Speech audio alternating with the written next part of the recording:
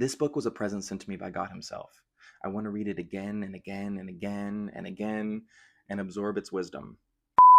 Welcome back, Book Burners. This is the segment where I share with you top reviews of popular books you either burn by or burn through. My name is Ben. Let's dive in. Today's book is The Seven Husbands of Evelyn Hugo by Taylor Jenkins Reid. If there's a book that you would like to see me cover, let me know about it in the comments.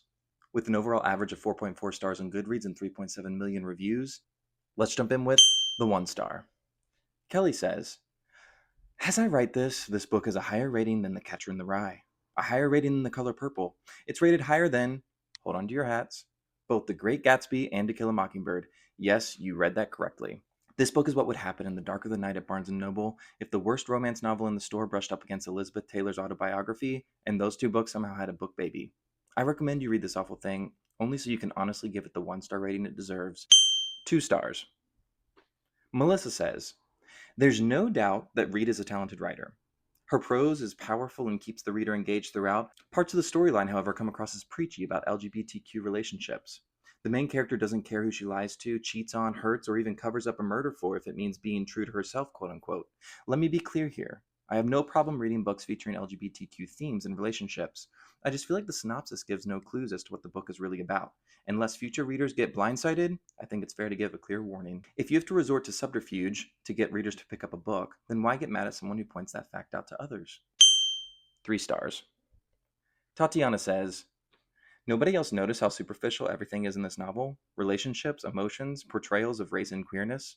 This novel is framed as a biography written by a talented up-and-coming journalist, but reads as if thrown together by an employee of a gossip rag, who included all of the salacious parts of a famous person's life, but none of that person's interiority. Totally see why it's a bestseller. It entertains, but never challenges. 4 stars.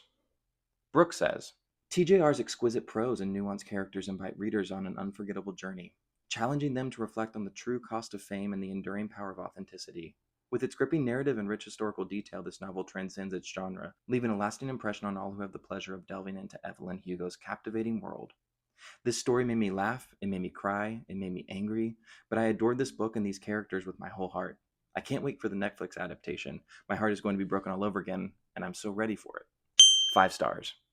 Maria says, I could rave about this book for days. I have so much to say, I could write a book myself, but I'm going to end it here. This book was a present sent to me by God Himself.